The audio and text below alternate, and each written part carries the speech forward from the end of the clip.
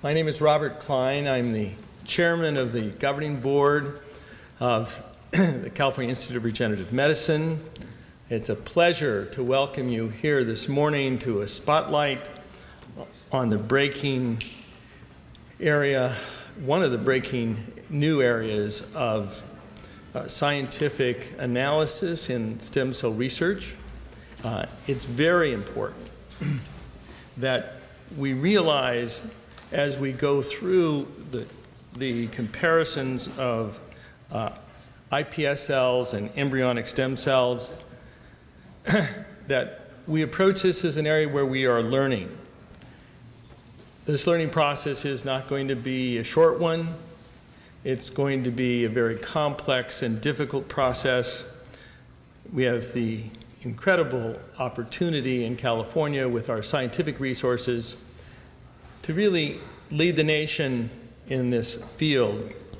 And we're going to hear this morning from one of those individuals who has been so central to the development of this knowledge, Dr. Shu.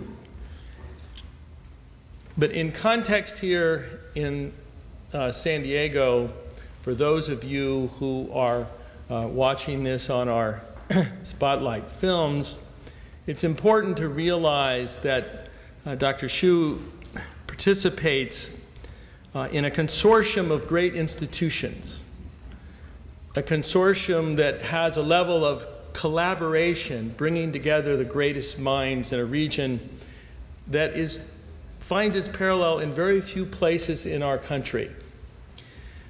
We have the Salk Institute, the University of California, San Diego, Sanford Burnham Medical Research Institute, and the Scripps Research Institute.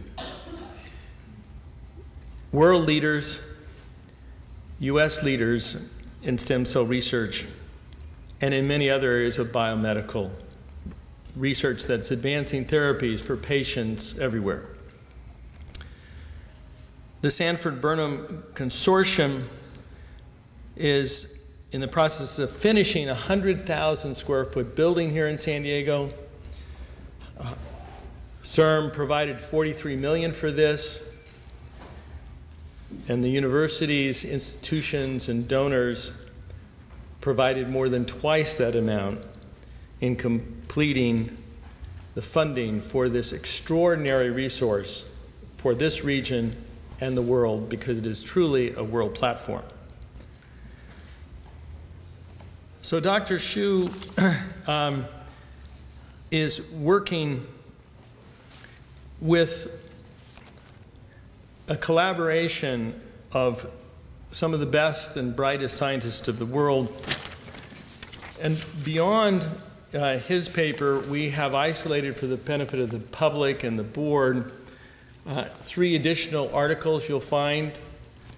One is on the reference maps of human ES and iPS cell variation that enable high throughput characterization of pluripotent cell lines. One is on hot spots of aberrant epigenomic reprogramming, and one is on incomplete methylation in iPS cells. Some of these studies will later be reversed. Some of them will be refined to great insights and fundamental differences in how we approach the development of therapies. But we need to immediately recognize that iPS cells is already making a huge contribution to disease models in a dish, and will make many other fundamental contributions to our knowledge in this field. The purpose here is to learn, because both human embryonic stem cells, which is the gold standard that we compare to, has great variations and heterogeneity within the ES cells themselves. And as we get down to a cell level instead of a line level in ES cells and iPS cells, and we look at the DNA profile, we will be on a journey that may end up providing some of the critical answers to really developing and delivering the long-term human therapies. So having put this in context, I will tell you that Dr. Shu has a phenomenal background that he brings to this research. He has a biochemistry degree from Wuhan University in China.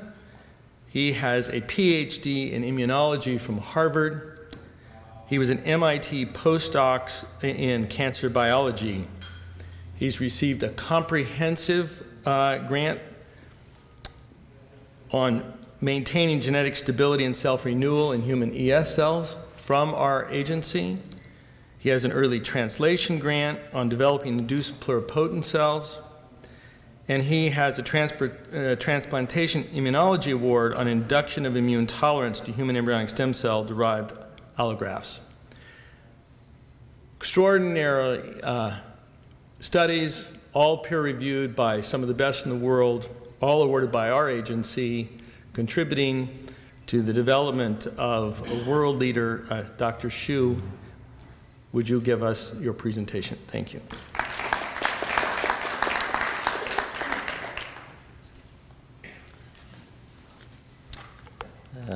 Thanks, Bob, for the very nice introduction. And also, I would like to echo what Bob just said, that CIRM has played a fundamental and tremendous important role in building up stem cells, not just in California, but also for the entire world. And I think without CIRM's support, I think scientists like with my background usually wouldn't be able to move in the stem cell world with such a fast and rapid speed. I think that's probably true for a lot of other scientists as well.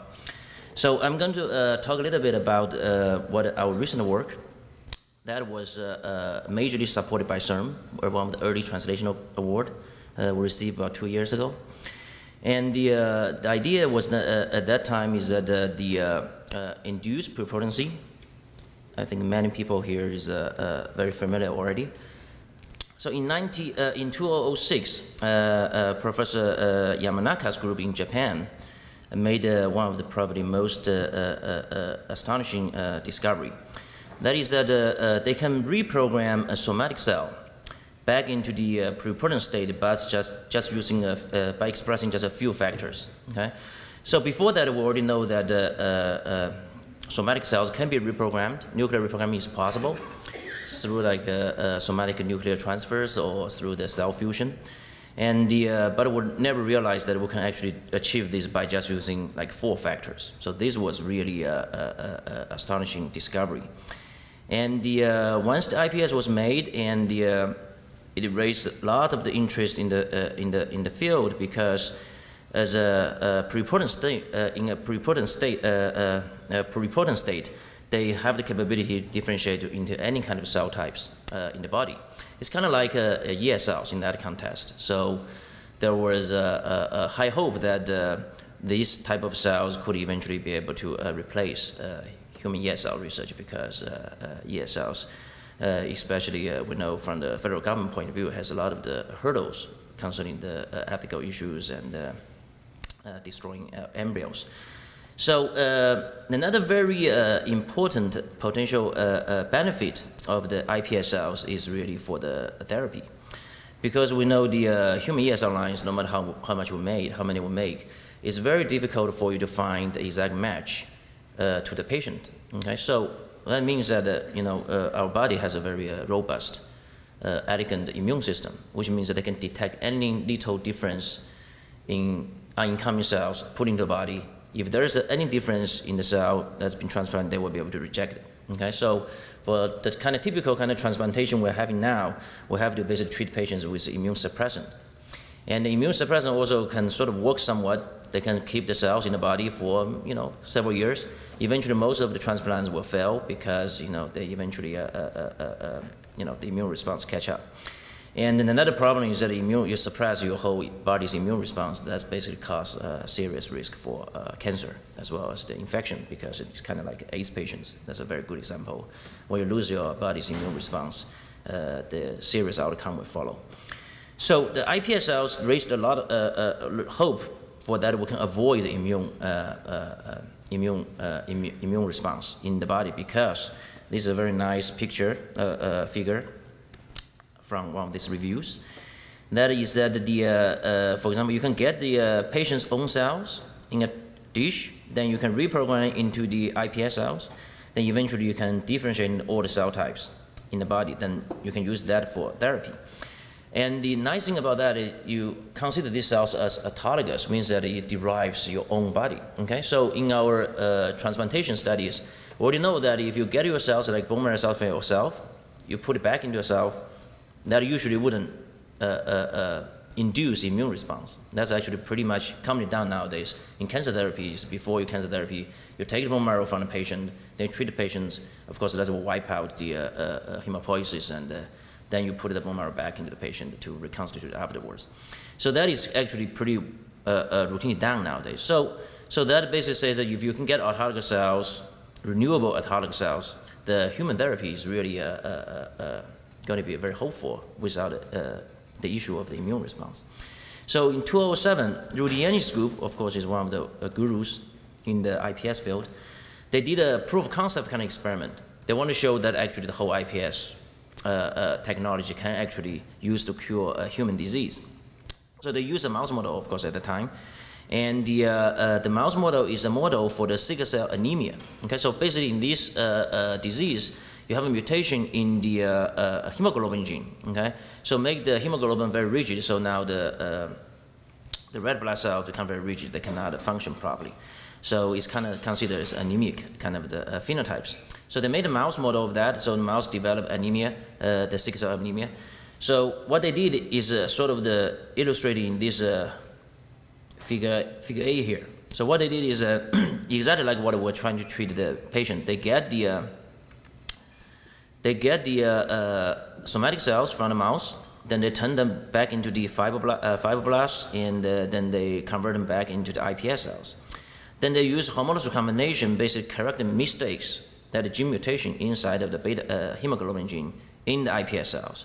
Then they differentiate iPS cells back into the hematopoietic stem cells. That's where you derive all your red blood cells.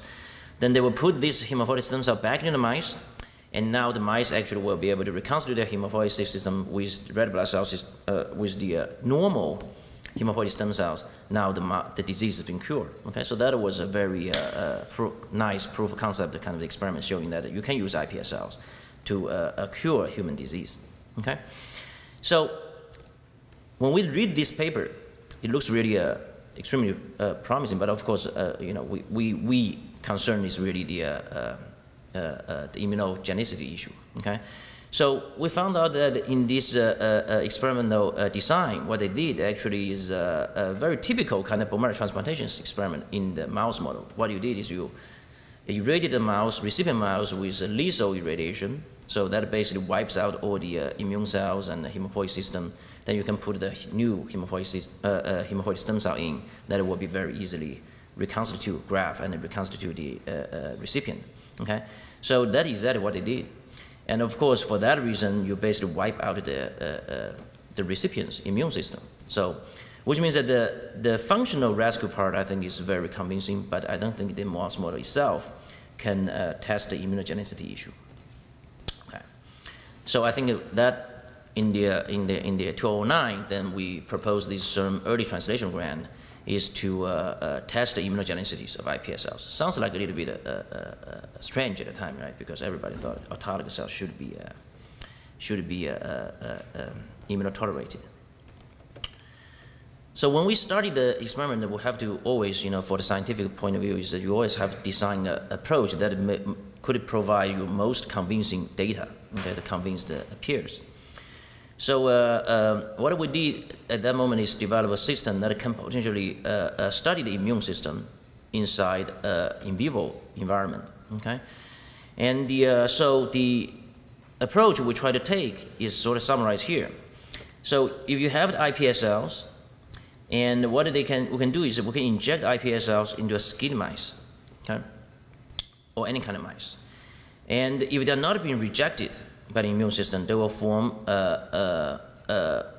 hyperproliferated kind of tissue. Okay, so this tissue we usually call teratomas, And in humans, actually, there is a teratoma that's a disease, okay? But that actually usually is a malignant form of the teratomas, okay?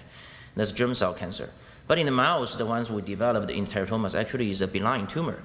What it composed of is pretty much all the cell types in your body, but they're pretty normal cells. And some of these cells are precursor cells, those continue ongoing differentiation and proliferation.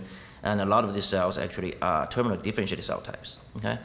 So this basically provides us almost like an individual, okay? Also, the organs within the teratoma is all disorganized because, you can get like head tissues right next, neuron tissue next to the intestines and things like that. So the organization, anatomic organization is totally wrong, but you basically can find pretty much all the cell types in the body, in the teratomas. So that is one very, I think, a very useful benefit of the ES cells and iPS cells. As a pluripotent state, actually teratoma assay is the most standard assay we use to confirm their pluripotency. They'll be able to differentiate all different cell types. So just give you an example here. And this basically shows that this teratoma basically can give rise to all the 3 different germ layers, cells from all 3 different germ layers. For example, these neural rosettes usually containing the neural progenitor cells. And this is like terminal differentiated muscle cells, okay?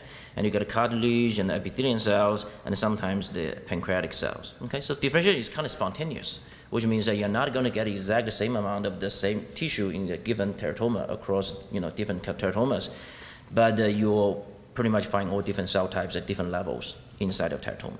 So I think this gives us a very nice kind of the assay system to simultaneously evaluate immune response to all the cells, not just 1 or 2 cell types. Basically, we'll have to look at it broadly, because the immune response basically is much more complicated than I want to get into here.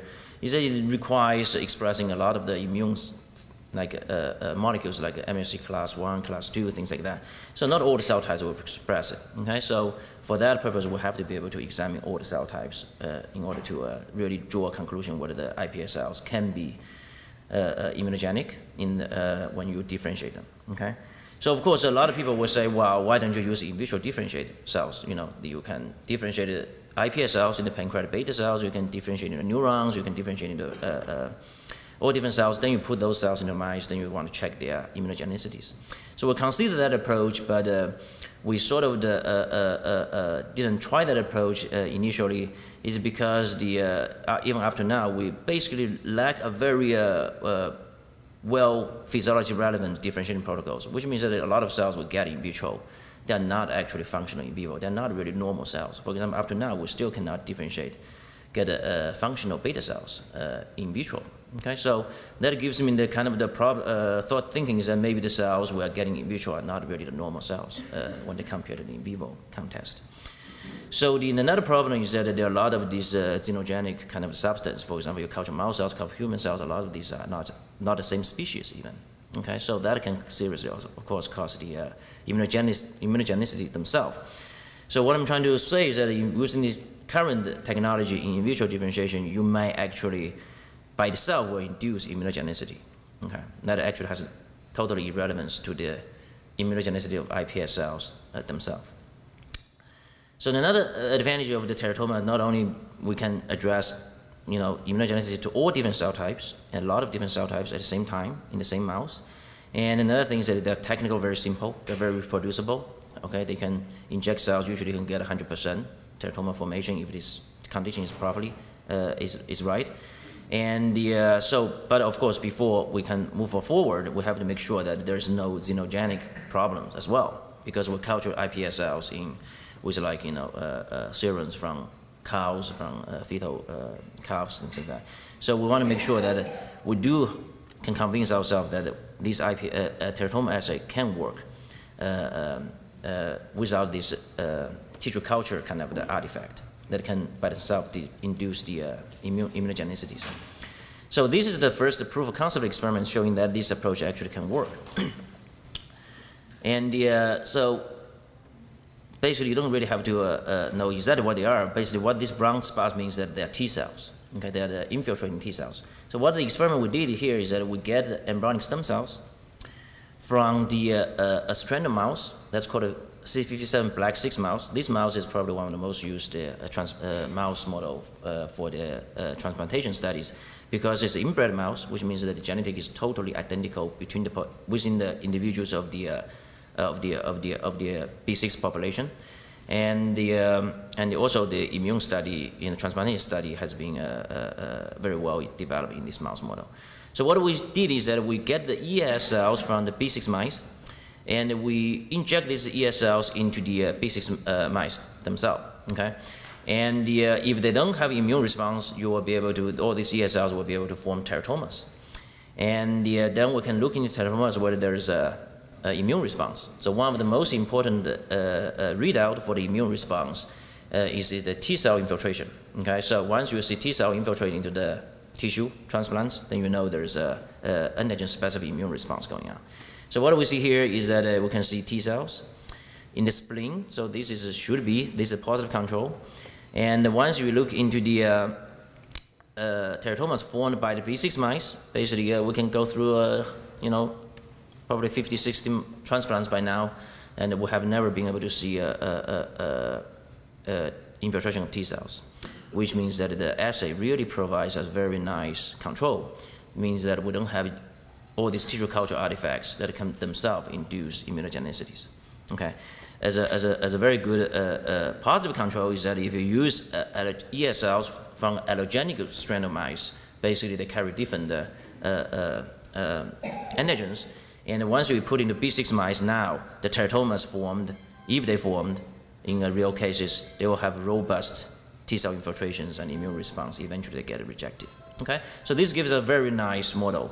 Basically, we can examine various cell types derived from iPS cells in one tumor.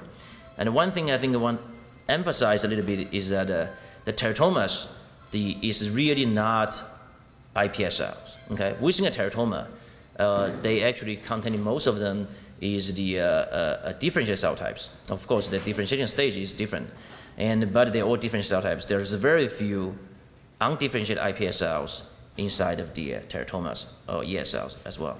Okay. So the first experiment we did is, of course, use the most standard technology that's derived by the Yamanaka themselves with the virus, retroviral vectors, because that's the most robust way of delivering gene expression into the cells. And we made the mice, we made the iPS cells that what we call the ViPS cells. That means that they reprogram with retroviral vectors.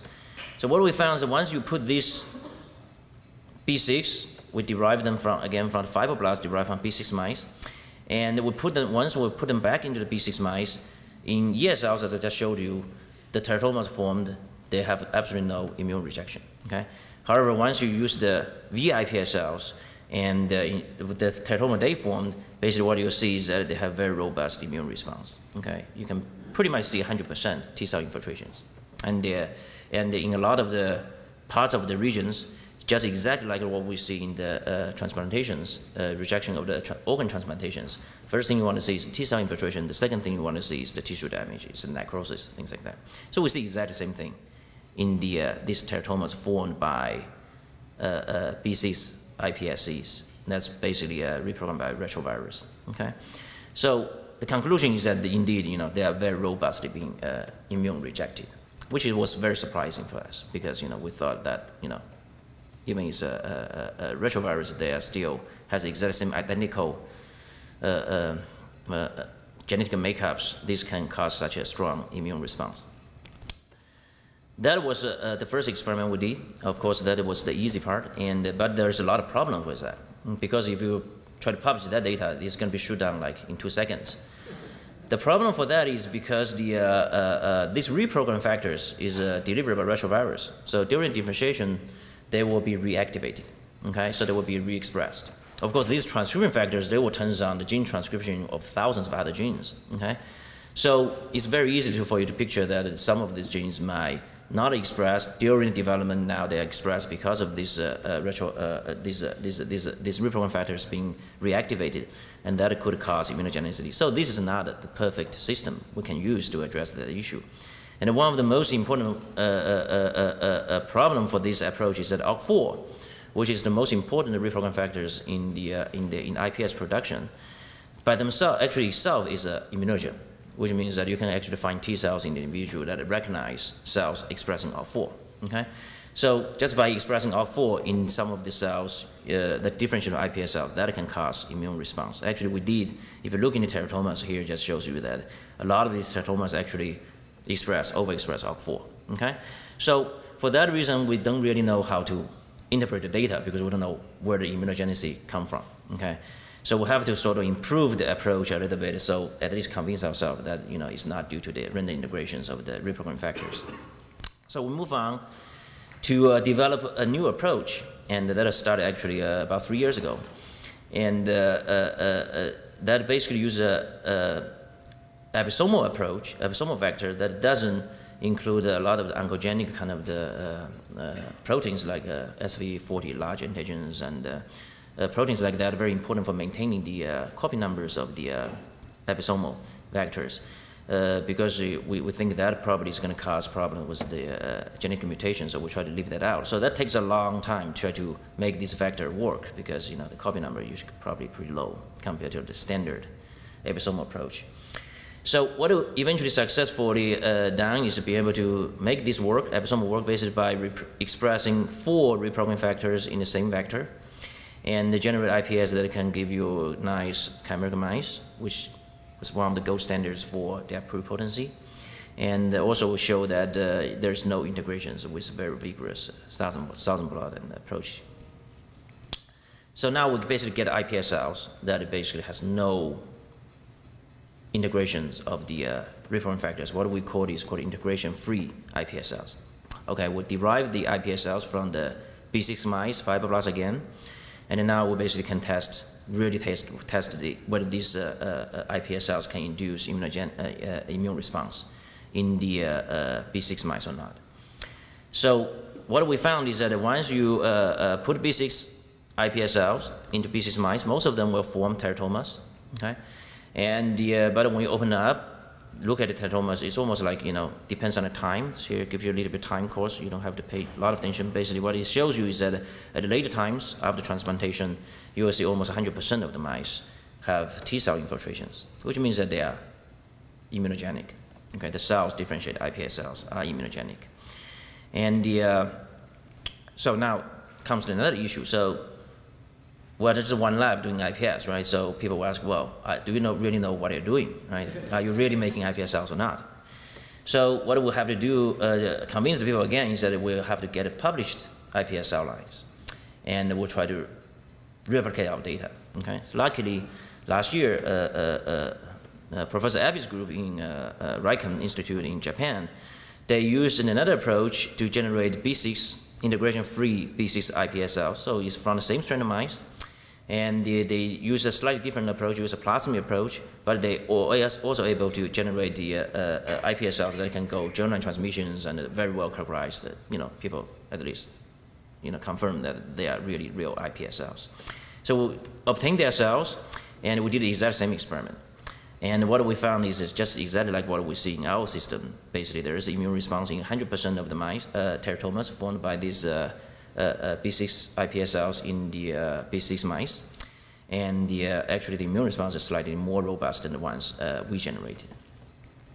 So the conclusion here is that it seems like a different approach of making iPS cells may induce immunogenicity to different levels, which is good in a way that gives us hope that maybe we can work them somewhat more, so eventually can avoid this problem completely. Okay, so I will just take a little bit, very quickly go through the probably from scientific point of view is probably the most important part of the work is that how they induce immunogenicity. Okay, because they have exactly the same MHC molecules, and it's almost like autologous cells. Why they can induce immune response?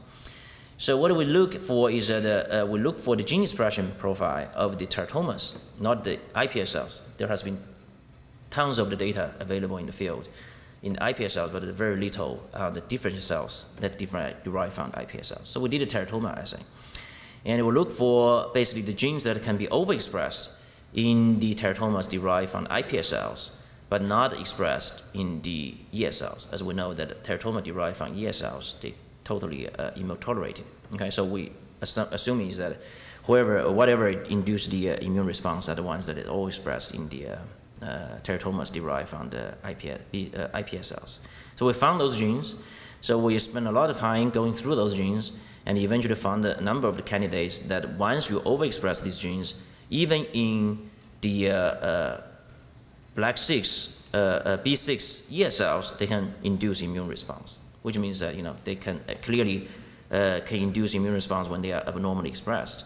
So we done all this classic kind of the immunology kind of experiment to show this whether this is antigen specific. So you can use tremendous resource in the field such as CD4 knockout, CD8 knockout. Basically in these cells they wipe out part of the T cell populations. Okay, and so we can use these mice to show whether which population of T cells is most important.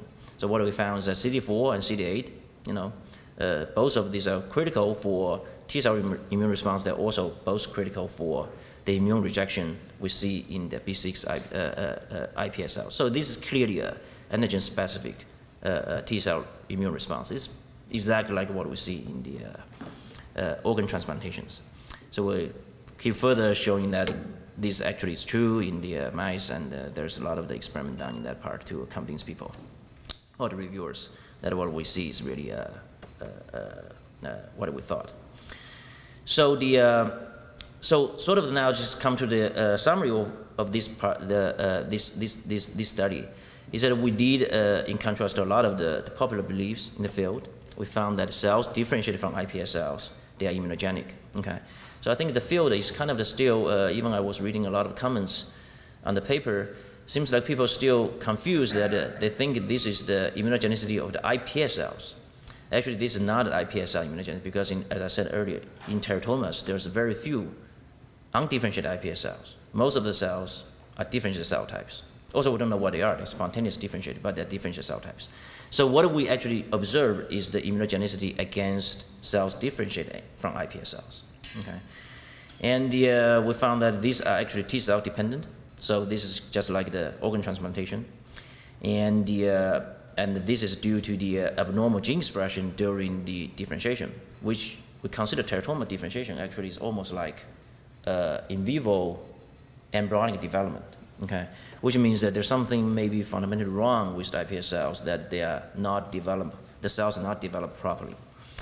And they could be caused by epigenetic abnormalities. Okay, very nicely, Bob already gave you all the papers that is published recently, and you will be very surprised to see that somehow La Jolla area is very anti-iPS in that context. It seems like all these studies, a lot of these studies were generated in our community. So whether they are really caused by these epigenetic abnormalities is still something that remains to be studied. Okay.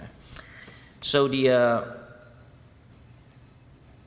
so this is a summary where I borrowed from the New England Journal of Medicine, published recently. So in addition to abnormal gene expression I just mentioned earlier, okay, that could be due to the epigenetic abnormalities of the iPS cells. There are other studies published recently showing that there could be another source of the immunogenicities. Okay, so this is the gene mutations that is in the coding sequence of the iPS cells. Okay, so recently there's a publication by Zhang Kun's group, that is my colleagues at bioengineering. Basically, what they can show is that they can sequence a large panel of the human iPS cells. They found genetic mutations, gene mutations. Okay, and we know that from the immunology point of view that genetic gene mutations, when you have a mutation in your protein, that can self-induce immunogenicity.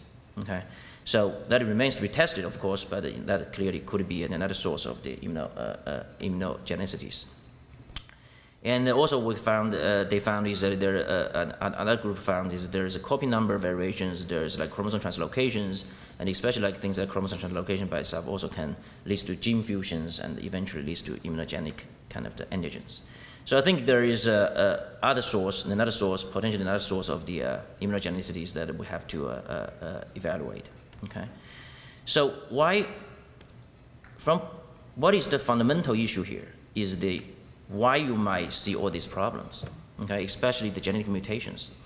So this is a slide we published in last year, actually before all these things starts. we started to see those mutations is that because we studied PV3 for a long period of time, so we know PV3 is critical tumor suppressors, okay? And it's been called for guarding of the genome for 20 years since its discovery, because once you mutate PV3, the genome will start accumulating mutation at an alarming rate, okay? So when you look carefully at the reprogramming cocktails, the factors that are involved in the reprogramming, like SOX2, OCT4, NANOG, especially like CMYC, like LIN28, KL4, all these proteins actually are involving oncogenic process, okay? For example, the NANOG, OCT4, SOX2, they're all expressed in a lot of human cancers. They're also not expressed in normal tissues. So they have oncogenic potential, that's for sure. And they somehow, as a guardian of angel, somehow all of them has to activate PV3, so the cell will sort of leads to PV3-dependent elimination of the cells that has oncogenic potential, either through apoptosis, cell death, or senescence. So one thing that is for the iPS to eventually be able to generate, I think PV3 has to be inactivated at least transiently, okay, for the cells to be escaped early stage of the reprogramming, eventually turns to iPS cells. So I think this is inactivation is a critical point in time that you can accumulate a lot of these genetic abnormalities. So the summary is, I think, what our future work would be is that how, as Bob mentioned earlier, is that we're not saying iPS cells, there's no promise. There's still tremendous promise for iPS cells. But I think there's, the more we study it, I think that the more problem we'll see, the more we don't know about the cells. I think it's just like any kind of the scientific field. So what we found now is that there's immunogenicity in the mouse system, okay? But everybody would be more concerned is whether in the human iPS cells they carry is that the same problem, right? They're also immunogenic or not. Because that's, afterward, that's what we use for the therapy. So of course that's something we have to be able to address. And another thing is that what kind of cell type that responds for the immunogenicity? What we see so far in the mouse system at least is the immune response against integration-free teratoma, iPS-derived teratomas actually are very weak. Okay, they're not very robust. And you see only regional infiltration of T cells, and you only see regional, very localized necrosis. So that means that most of the cells, a lot of the tissues inside the teratomas, they're actually not immunogenic, okay? So it will be interesting to see what cells consistently give you the immunogenicity, so the other type of cells probably, you don't have to worry about them as a therapeutical source. And of course, the major, I think, the problem now, what we see is that the immunogenicity is really a functional readout. Probably points to a more fundamental problem with the iPS cells, that is the epigenetic and the genetic mutations, okay? So in order to address the immunogenicity issues, we have to basically get to the bottom. The real issues is how we can actually make iPS cells and ES cells more close, more similar, okay? So that they have the similar epigenetic, similar kind of genetic, no genetic mutations, things like that, in order to eventually avoid the immunogenicity issue, okay? So of course that for the field is that how to optimize the reprogramming approach to minimize this kind of difference between the ES cells and iPS cells. I think another thing for me actually is very interesting. I think one of the most difficult part to address is how we can actually bypass or not activate PV3 during the reprogramming, okay? Because once you activate them, the cell will die. If the cell doesn't die, then it means that the PV3 has been inactivated, okay? So we have to bypass. It's almost like a cancer, early stage of cancer development. We have to make sure that if the iPS program doesn't have to go through PV3 pathways, that it can make sure that the genomic stability was not being insulted vigorously. When that is done, then PV3 will definitely be activated. So I will conclude with the acknowledgement of the people who did the work. Actually, they are here as well. And Tong Biao is this guy here. And he did the big part of the work, basically very persistent. Basically, it's a one-man army against a lot of the big labs in the world, and develop all this episomal approach and things like that, and eventually move the whole project forward, and eventually helped by few other postdocs like Zhenling here and Zili here and some more Tongbiao here, Chen Zhao here more recently. So of course I want to acknowledge the CIRM for very generous support of my program, and hopefully I will continuously to produce and to address some major issues in the stem cell field, and NIH as well, and some of the collaborators listed here, particularly the ones that are very helpful is the Zhang Kun, the colleague discovered a lot of these genetic mutations in the iPS cells. So I'll stop here and I'll be happy to answer any questions.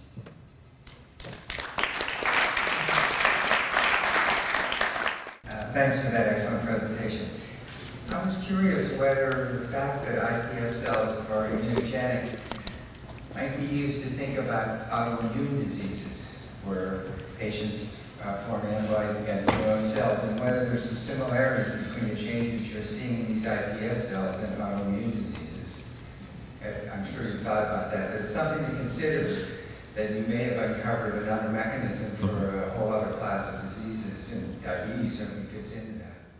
I think you're almost like thinking about my next grant, and that actually is exactly, I think, the iPS cells. Another very nice approach for iPS cells is to produce autoimmune disease kind of model, because the kind of immune response we're encountering here is exactly what we see is T-dependent immune response. For example, diabetic models. If you make these cells into beta cells and they become immunogenic, of course, in normal patients, there could be insulins or other things that are causing the immune response. In these ways, it may be something else, like O4 or something else. But nevertheless, the mechanism would be the same. But in this way, you'll have like exactly like a human patient, right? You got autologous cells that is immunogenic. So that would provide a very nice way of studying a lot of autoimmune disease. That was very nice work, Dr. Su. It's and important for the field to recognise this. I've long believed that immunology really had to go hand in hand with stem cells for a very long time. What I want to ask you, because I don't really know the answer to this, but is if you look at any of the carbohydrate moieties on this, the possibility that you get an indirect activation of T cells because in some way in the derivation, you attach some sort of carbohydrate moiety that is actually reactive to the T cells. So did you look at all of that? Yeah. So that is exactly the issue I mentioned earlier, that we avoid the tissue culture model, because I think your point is come directly from one of the studies done by one of my colleagues, Vaki, in UCSD. What they found is that when you culture ES cells and whatever cells in the vitro, they pick up the carbohydrate motifs from other species. So once you put those cells into the mice or in other organs, they will induce immune response. Yeah. So that is exactly, I think, my concern, because especially shown by a couple groups, when you differentiate even B6 ES cells into certain tissues and you put in B6 mice, they will induce immune response. Okay. So for us, we don't really concern about it, because the proof of concept of the experiment we did it first is that we have to show that teratomas derived from B6 ES cells have absolutely no immune response, which means that tissue culture, whatever will go through injection process, all these things is not inducing immune response themselves. So that we basically have to show first. That's what we did. And okay, so the feeder cells with the B6 use any feeder cells that are actually exactly the same strain, were they? The what cell type? Any feeder cell that you use to derive? Yes, yeah, absolutely. Yeah. You have to use the B6 feeder. Yeah, absolutely. Yeah. Mm-hmm. The other thing, there's a lot of interest still in different ways of inducing pluripotentiality. I'm thinking of John Bird's work and Jose Sabelli, where they're actually, getting these oocyte factors, and I think they're likely to get down to one transcription factor and some oocyte factors in due course, because that in an oocyte you reprogram the cell very quickly in the nuclear transfer. You do it in 48 hours and very efficiently compared to iPS cells. So do you have any thoughts on this, if you actually bend it back to more like SCNT? you're likely to get a better outcome? Yeah. Your thoughts? Well, that is a very, very useful thought. Actually, we already started a collaboration with a group in China who is specialized in the somatic nuclear transfer. And what we want to show, basically, just use the gold standard, use the exact same kind of the mechanism approach we're using, making the somatic nuclear transfer to B6 cells. That basically, as I said, that's probably the most, they got all the things in there, right? The egg, all the factors is in there.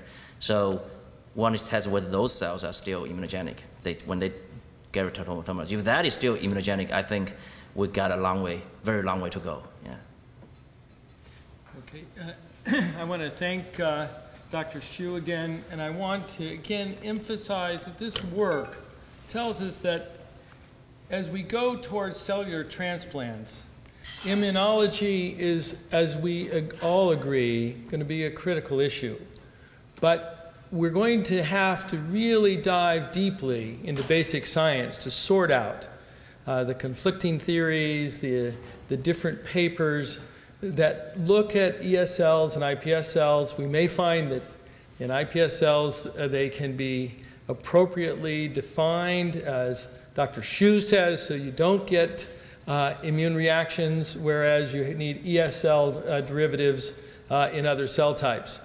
It is a discovery journey that we've just begun. We need to move quickly, and with brilliant individuals like Dr. Xu leading this effort, we have high hopes. Dr. Xu, would you like to introduce the other members of your lab that are here? Well, so this is Tong Biao. He's the lead investigator in this program. We basically working on this project has only 4 or 5 people, so it's relatively small compared to other groups. And Zheng Ling was one, also did a lot of work, and Zili was one, also play a major role, and Chen Zhao is the more recent addition to the group. So, you know, they, as I said, you know, the major effort was done by this guy, and very, very persistent. Thank you.